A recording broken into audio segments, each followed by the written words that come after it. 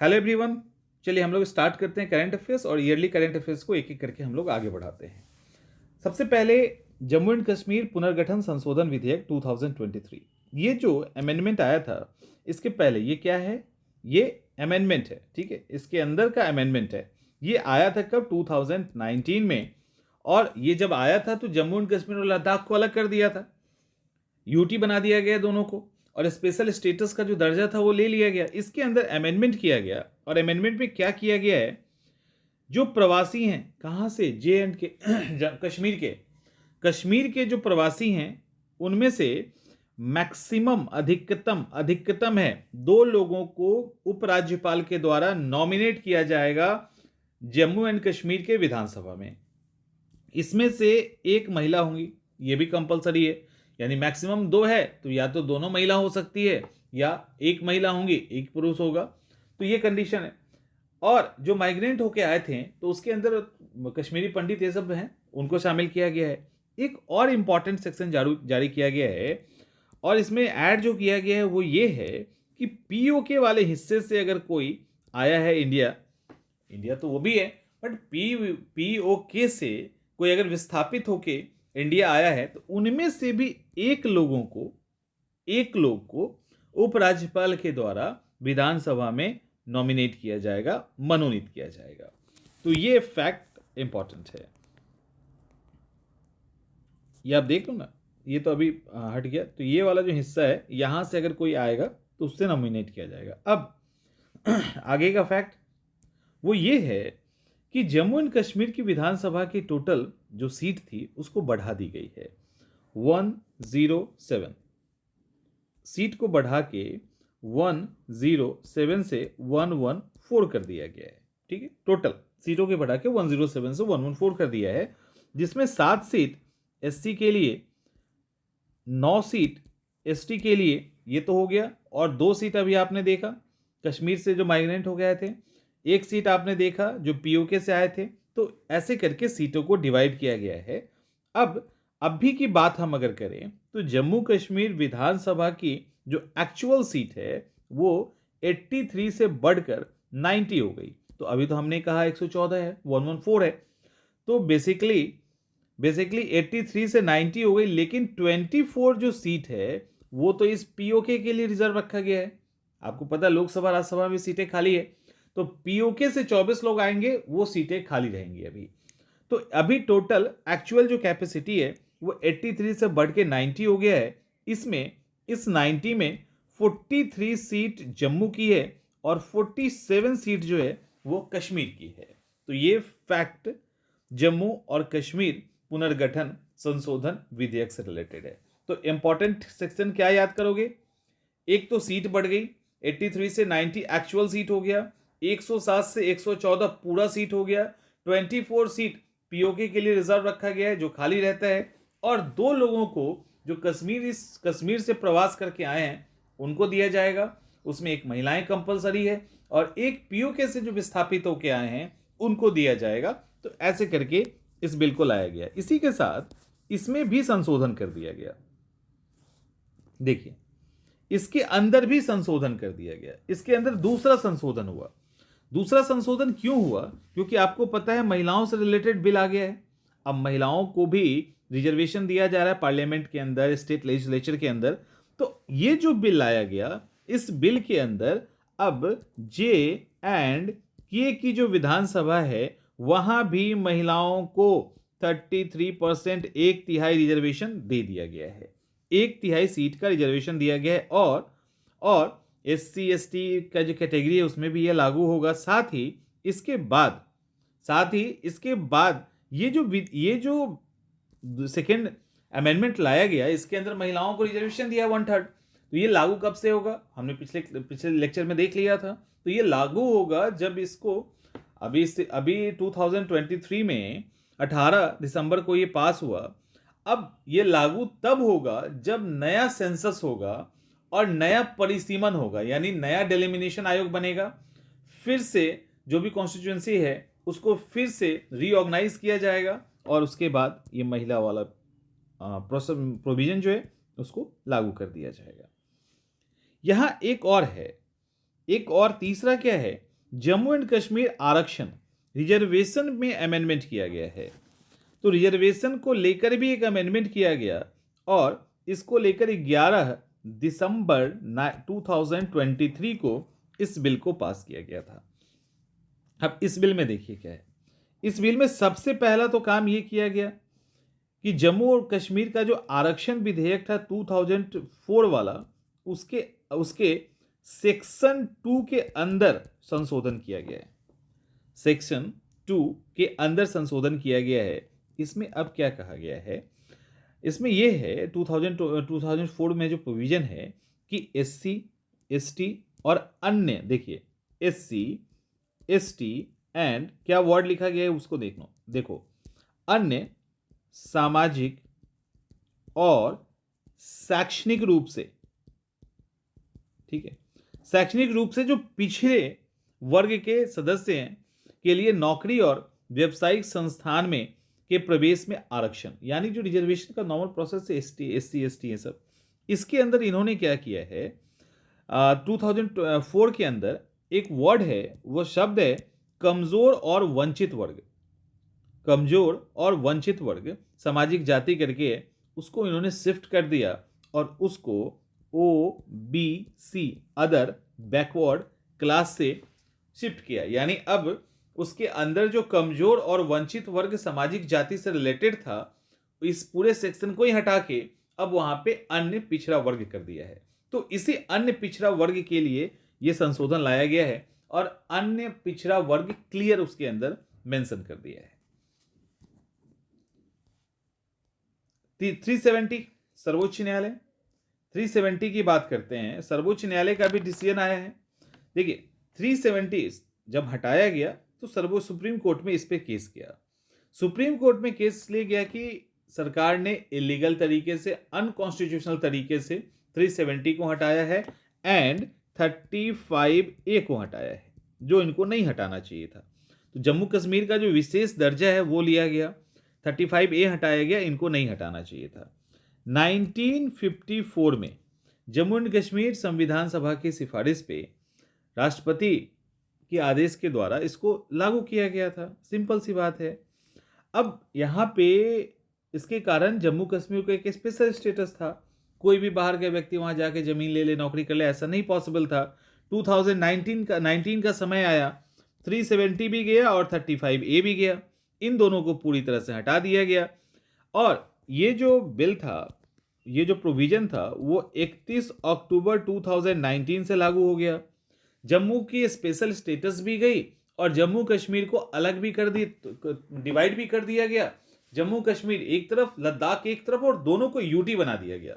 UT बनाने का मतलब केंद्र सरकार का उसके ऊपर ज्यादा कंट्रोल हो जाता है। सिंपल, किसी ने सोचा भी नहीं था और ये चीजें हो गई। अब सर्वोच्च न्यायालय में जब ये गया तो अब ऑब्वियसली मामला गंभीर था, तो संवैधानिक पीठ का गठन हुआ। आपको पता है संवैधानिक पीठ क्या होता है? कॉन्स्टिट्यूशनल बेंच का मतलब होता है कम से कम 5 जज किसी भी केस को लेकर अगर फैसला देते हैं तो उसका मतलब ये होता है कि कोई इसके अंदर कानून या कॉन्स्टिट्यूशन से रिलेटेड सवाल है तो 5 या 5 से अधिक जज की जो बेंच होती है उसको कॉन्स्टिट्यूशनल बेंच यानी संवैधानिक पीठ कहा जाता है। अब इसमें जो निर्णय आया वो पूरी तरह से सर्वसम्मति से आया, सब लोग सपोर्ट में थे। इसके अंदर DY चंद्रचूड़ जो हमारे CJI हैं, चीफ जस्टिस ऑफ इंडिया हैं, वो अध्यक्ष थे। SK Kaul, justice Sanjiv Khanna, justice BR Gavai, justice Suryakant, ये सब इसमें शामिल थे। तो इस तरह से सुप्रीम कोर्ट ने अपना डिसीजन दिया। 5 अगस्त 2019 को जो हुआ वो सब ठीक था। उन्होंने कहा कि ये कोई गलत इंटेंशन से नहीं किया गया था और 370 एक अस्थायी यानी टेम्पररी प्रोविजन था जिसको हटाया गया है।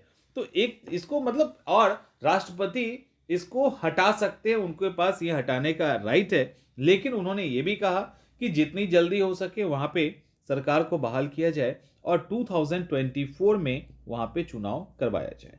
ये प्रोविजन भी वहां पे किए गए थे। तो सब 370 पे सर्वोच्च न्यायालय का जो निर्णय है वो आ गया और सरकार ने जो किया उसको जस्टिफाई किया गया है। 5 अलग अलग राज्यों में भी चुनाव हुए हैं। जो 5 अलग अलग राज्यों में चुनाव हुए उसमें सबसे पहले हम लोग छत्तीसगढ़ को देख लेते हैं। अब चूंकि चुनाव बहुत इधर ही हुआ है, यानी चुनाव जो है, सारे चुनाव हुए हैं वो एक एक करके वो नवंबर के आसपास हुए हैं, अलग अलग डेट में हुए हैं लेकिन नवंबर में हुए हैं, तो इसके कारण ये इम्पोर्टेंट है। और कुछ ऐसे मुख्यमंत्री बने हैं जो पहली बार तो बने ही बने, अचानक से बन गए हैं, तो इसके कारण भी थोड़ा सा वो इम्पोर्टेंस रखता है। तो सबसे पहले 5 कौन कौन से राज्य हैं वो देखिए, छत्तीसगढ़, मध्य प्रदेश, राजस्थान, तेलंगाना और मिजोरम। तो हम लोग छत्तीसगढ़ को देखना स्टार्ट करते हैं। छत्तीसगढ़,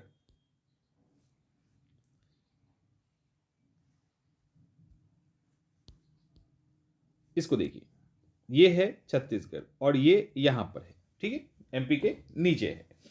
छत्तीसगढ़ की बात करें तो टोटल 90 सीटें, 90 सीटों के लिए चुनाव हुआ। इसमें 10 सीट एससी के लिए था, 29 सीट एसटी के लिए था। हो गया चुनाव, एक ही चुनाव का जो था, चुनाव एक ही दिन हुआ, 7 तारीख को, 7 नवंबर 2023 को। और जब ये चुनाव हुआ तो इसके अंदर यानी छत्तीसगढ़ विधानसभा का जो चुनाव था उसके लिए एक मैस्कॉट यानी शुभंकर, शुभंकर जिसका नाम था चुनई चिरई, ये जो था ना ये शुभंकर घोषित किया गया था। इलेक्शन हुआ छठी, और किसके लिए हुआ तो 6th विधानसभा के लिए हुआ। छठी यहाँ पे सरकार बनी है जब से इसका डिवीजन हुआ है। अब यहाँ पे सरकार बनी किसकी, तो यहाँ पे सरकार बनी है बीजेपी की। यहाँ पे सरकार बीजेपी की बनी है और इन्होंने हराया किसको, तो ऑलरेडी पहले से जो कांग्रेस की सरकार थी उसको हराया है। यहाँ एक और ध्यान रखिएगा, ये जो साहब हैं इनका नाम विष्णु देव साय है। विष्णु देव साय यहाँ के मुख्यमंत्री बने। इनके साथ फैक्ट ये है कि ये पहले आदिवासी मुख्यमंत्री हैं छत्तीसगढ़ के। छत्तीसगढ़ के as a person, as a व्यक्ति, सरकार तो छठी है तो छठी मुख्यमंत्री हैं, लेकिन एज ए पर्सन ये चौथे मुख्यमंत्री हैं। तो सवाल उठा कि रमन सिंह कहाँ गए, बहुत फेमस थे रमन सिंह, तो रमन सिंह को विधानसभा का अध्यक्ष बना दिया गया। ये जो साव साहब हैं यानी विष्णुदेव साय साहब हैं, ये कुनकुड़ी विधानसभा क्षेत्र है, वहीं से जीत के आए हैं। और 2 मुख्यमंत्री की परंपरा रही है बीजेपी की, तो उन्होंने अरुण साव और विजय शर्मा को वहां पे उप मुख्यमंत्री बना दिया गया है, तो उप मुख्यमंत्री हो गए। इस तरह से 90 टोटल सीटों के लिए चुनाव हुआ और ये छठी विधानसभा के लिए सरकार के लिए चुनाव थी। फिर आगे चलते हैं और मध्य प्रदेश को देखते हैं। मध्य प्रदेश मध्य में स्थित है, इसलिए इसको मध्य प्रदेश कहते हैं। मध्य प्रदेश में टोटल 230 सीटों के लिए चुनाव हुआ है। मध्य प्रदेश का जो चुनाव था वो 230 सीटों के लिए था। मध्य प्रदेश में 16वीं सरकार की चुनने के लिए ये चुनाव हुआ है। नवंबर में वोटिंग हुई। मध्य प्रदेश के अंदर एक ही बार वोटिंग हुआ, जैसे छत्तीसगढ़ में हुआ उसी तरह से मध्य प्रदेश में हुआ। अब यहाँ पे बीजेपी की सरकारी थी, बीजेपी की सरकार थी, बीजेपी यहाँ पे फिर से आ गई। इस बार टोटल 27 महिला विधायक निर्वाचित हुई हैं और 27 महिला विधायक निर्वाचित हुई हैं। और मुख्यमंत्री कौन बने हैं, मुख्यमंत्री देखिए कौन बने हैं, मुख्यमंत्री बने हैं मोहन यादव। मोहन यादव को एमपी का नया मुख्यमंत्री बनाया गया है। उज्जैन दक्षिणी विधानसभा क्षेत्र से निर्वाचित हुई हैं और नरेंद्र सिंह तोमर को विधानसभा का अध्यक्ष बनाया गया है। एज इट इज 2 मुख्यमंत्री के रूप में जगदीश देवड़ा और राजेंद्र शुक्ल चुने गए हैं। इसके बाद तीसरा है राजस्थान। राजस्थान में टोटल 200 सीटों के लिए चुनाव हुआ, कुल 200 सीट। 34 सीट एससी के लिए, 25 सीट एसटी के लिए। यहां पर भी 16वीं सरकार को चुनने के लिए इलेक्शन हुआ था। और जो इलेक्शन है यहाँ पे एक फैक्ट है छोटा सा कि इलेक्शन 200 के लिए होना चाहिए था, नहीं, इलेक्शन 199 सीट के लिए हुआ। कारण ये था कि गुरमीत सिंह कूनर जो कांग्रेस के उम्मीदवार थे, श्रीगंगानगर जिले के करनपुरा विधानसभा क्षेत्र से गुरमीत सिंह कूनर का डेथ हो जाता है। उस डेथ होने के कारण वहां का इलेक्शन उस समय रोक दिया गया था। बाद में बाई इलेक्शन करवाया गया और कांग्रेस के ही रूपिंदर सिंह कूनर वहां से जीतते हैं। अब यहाँ बीजेपी ने अपनी सरकार बनाई। बीजेपी यहाँ पे बहुमत में, राजस्थान में पहले कांग्रेस की सरकार थी, उसको हटाया गया और बीजेपी की यहाँ पे सरकार बनाई। इसके अंदर 20 महिलाएं हैं इस बार सरकार में। और अगर मुख्यमंत्री की बात करें तो भजन लाल शर्मा, ये भजन लाल शर्मा मुख्यमंत्री बने हैं। और ये कहते हैं ना, कभी कभी लॉटरी लग जाती है, तो इनके साथ लॉटरी वाला ही काम हुआ है। एक्चुअली ये जो भजन लाल शर्मा हैं, ये पहली बार विधायक के रूप में इलेक्टेड हुए हैं, पहली बार विधायक बने हैं, ठीक है। और विधायक बने और कहाँ से, तो संगानेर विधानसभा क्षेत्र से विधायक बने और सीधे मुख्यमंत्री बन गए, तो ऐसा तो रेयर ही हो पाता है ना। इसके अलावा दिया कुमारी और प्रेमचंद्र बैरवा को उप मुख्यमंत्री बनाया गया। वासुदेव देवनानी को राजस्थान विधानसभा का अध्यक्ष बनाया गया। क्लियर। चलिए अब हम लोग तेलंगाना चलते हैं। यहां आंध्र प्रदेश के पास नई सरकार, कौन, तीसरी सरकार यहां पे बनाई गई है तेलंगाना के अंदर। टोटल 119 सीटों के लिए, टोटल 119 सीट है। 19 सीटें एससी के लिए और 12 सीटें जो हैं एसटी के लिए हैं। ये जो यहाँ पे भी एक ही बार में इलेक्शन हो गया था। थर्ड सरकार बनाई गई है और यहाँ भारतीय राष्ट्रीय कांग्रेस, यहाँ पे देखो, यहाँ पे तेलंगाना में किसकी सरकार बनी है, तो वहाँ ऑलरेडी भारत राष्ट्र समिति पार्टी को हटाकर भारतीय राष्ट्रीय कांग्रेस यानी कांग्रेस ने वहाँ पे बहुमत प्राप्त किया है, पहला। दूसरा, इसके जो मुख्यमंत्री हैं तेलंगाना के मुख्यमंत्री बने हैं अनुमुला रेवंत रेड्डी तमिलनाडु के मुख्यमंत्री बने। ये तमिलनाडु के दूसरे मुख्यमंत्री हैं, ठीक है। इसके साथ ही और ये कोडंगल विधानसभा क्षेत्र से निर्वाचित हुए हैं। एक उप मुख्यमंत्री भी बनाया गया है, वो है मल्लू भट्टी विरकमार्क, तो इनको उप मुख्यमंत्री बनाया गया है। इतना ही है, इतना काफी है इसके लिए। चलिए अब आगे आते हैं मिजोरम जो है वहां पे बस 40 सीटों के लिए चुनाव हुआ। ये मिजोरम है, 40 सीटों के लिए चुनाव हुआ। उसमें 40 में ध्यान दीजिए 39 सीट तो एसटी के लिए, अनुसूचित जनजाति के लिए वही हैं। वहां पे एक ही बार में इलेक्शन हो गया और सरकार किसकी भाई, तो 9वीं विधानसभा के लिए चुनाव किया गया है। इन चुनाव में एक पार्टी है जिसका नाम है, इसको कहा जाता है ZPM, ठीक है, ZPM, इसको कहा जाता है जोरम पीपल्स मूवमेंट, ठीक है, जोरम पीपल्स मूवमेंट। अब ये जो जोरम पीपल्स मूवमेंट है, इसने पहली बार मेजॉरिटी प्राप्त की। पहली बार इसी बार के चुनाव में इसको मान्यता मिला। राजनीतिक, पहले रीजनल पार्टी था, तो राजनीतिक दल के रूप में मान्यता प्राप्त राजनीतिक दल पहली बार बना और सरकार भी बना ली, ठीक है, और सरकार भी इसने बना लिया। अब यहाँ एक 2-3 फैक्ट ये है, पहले इसको, यहाँ के मुख्यमंत्री को देख लीजिए। ये जो मुख्यमंत्री हैं इनका नाम है लाल दुहोमा।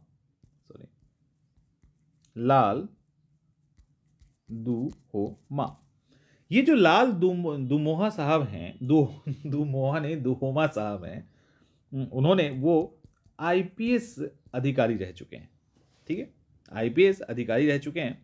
सिरछिप विधानसभा से ये जीते हैं। इवन ये आईपीएस के तौर पे इंदिरा गांधी के सिक्योरिटी के अंदर भी रह चुके थे। एंटी डिफेक्शन लॉ के कारण बाद में इनको अयोग्य कर दिया गया। कांग्रेस के प्रत्याशी हुआ करते थे एक समय में।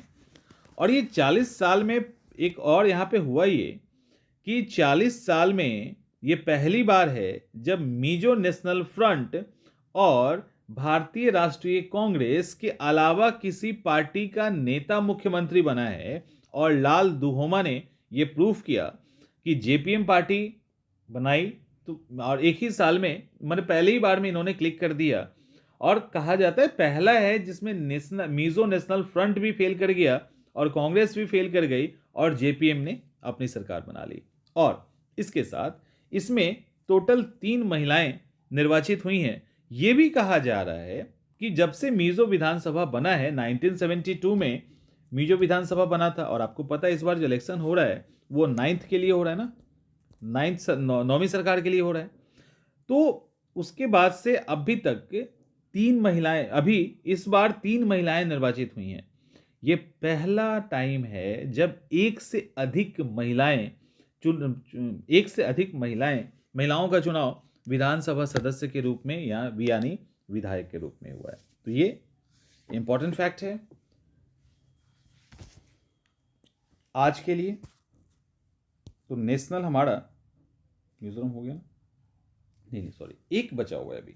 हाँ, समक्का सड़क्का, ठीक है। अब ये समक्का सड़क्का जो केंद्रीय यूनिवर्सिटी बनेगी, इसको लेकर सरकार ने एक अमेंडमेंट किया है। अब सवाल है ये समक्का और सड़क्का है कौन और कहाँ पे ये मनाया जाता है। सबसे पहला ध्यान रखिएगा, आपके पास इमेज तो दिख ही रहा है मैप में, तो ये क्या है, ये तेलंगाना है, अभी हमने देखा तेलंगाना है। अब इसके साथ फैक्ट पहले हम समक्का और सड़क्का को जान लेते हैं। देखिए, समक्का और सड़क्का जो केंद्रीय यूनिवर्सिटी बनेगा तो बनेगा, इनको यहाँ पे पहले ये है क्या, समक्का और सड़क्का, इसको पूरा कहा जाता है समक्का सड़क्का जठारा। कुंभ के मेले के बाद, इस अच्छे से समझ लो इसको, कुंभ के मेले के बाद भारत का दूसरा सबसे बड़ा मेला है, ठीक है, भारत का दूसरा सबसे बड़ा मेला है, और एशिया का सबसे बड़ा ट्राइबल मेला है, एशिया का सबसे बड़ा जनजातीय मेला है। इसका एक और नाम है, वह है समक्का सरलम्मा जठारा या मेदाराम जठारा भी कहते हैं। अब सवाल है कि इसको मेदाराम जठारा क्यों कहा जाता है। तो मेदाराम जठारा कहने का मतलब है क्योंकि ये जो आप पूजा देख रहे हो ये बेसिकली तेलंगाना में होता है, ये मेला तेलंगाना में लगता है, और तेलंगाना का दूसरा सबसे बड़ा ट्राइबल समुदाय जो है वह है कोया ट्राइब, कोया जनजाति। और इस कोया जनजाति के द्वारा तेलंगाना का मुलुगु जिला, तेलंगाना के मुलुगु जिले में तडवाई मंदिर में, तडवाई जो वहां पे ब्लॉक है उसके अंदर एक गांव है जिसका नाम है मेदाराम गांव। यही उस मेदाराम गांव के नाम पर इसको मेदाराम जठारा भी कहा जाता है। जठारा का मतलब क्या होता है कि इस तरह से एक मिनट, जठारा का मतलब होता है,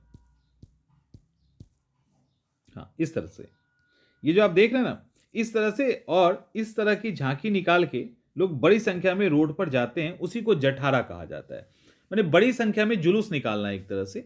तो चूंकि मेदाराम गांव के अंदर होता है, मुलुगु जिले में, तो इसीलिए इसको मेदाराम जठारा भी कहा जाता है। और ये हर 2 साल पे लगता है, 1 साल पे नहीं लगता, हर 2 साल पे लगता है। अब आपके मन में आएगा कि ये समक्का क्या है और सड़क्का कौन है ना, समक्का के कौन है और सड़क्का कौन है। तो यहां ध्यान रखिएगा, समक्का और सड़क्का इन दोनों को देवी के रूप में पूजा जाता है। समक्का तो समक्का ही है, सड़क्का को सरलम्मा भी कहा जाता है, तो कई बार सड़क्का सरलम्मा मेला भी कहते हैं इसको। तो समक्का और सड़क्का दोनों को देवी के रूप में सम्मान दिया जाता है। और ये ट्राइबल विद्रोह जो हुआ था एक बार, उसको इन्होंने लीड किया था, और वो कब हुआ था, तो 12वीं सेंचुरी में कहा जाता है।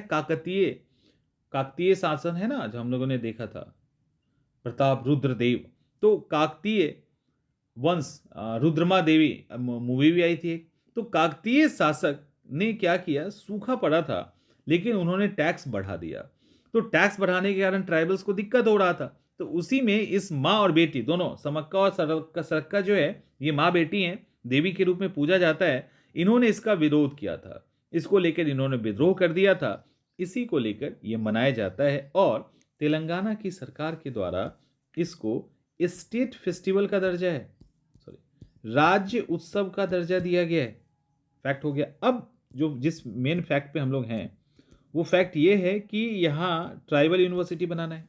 अब देखो क्या हुआ, एक बिल लाया गया है, केंद्रीय विश्वविद्यालय संशोधन विधेयक, संसद में पेश किया गया, पास भी हो गया। अब इसको इसलिए लाया गया क्योंकि केंद्रीय विश्वविद्यालय अधिनियम 2009 में अमेंड करना है। इसके द्वारा जो समक्का और सरक्का केंद्रीय सेंट्रल जनजाति विश्वविद्यालय यानी समक्का सरक्का सेंट्रल ट्राइबल यूनिवर्सिटी की स्थापना के लिए लाया गया है। अब इसकी स्थापना कहाँ होगी? तो जहां मेला लगता है। मेला कहाँ लगता है? तो मुलुगु जिले में लगता है। तो तेलंगाना के मुलुगु जिले में इसको स्थापित किया जाएगा, इसी के लिए इसको लाया गया था। तो यहाँ पे आपको समक्का और सरक्का को जानना चाहिए, जो आप जान चुके हैं।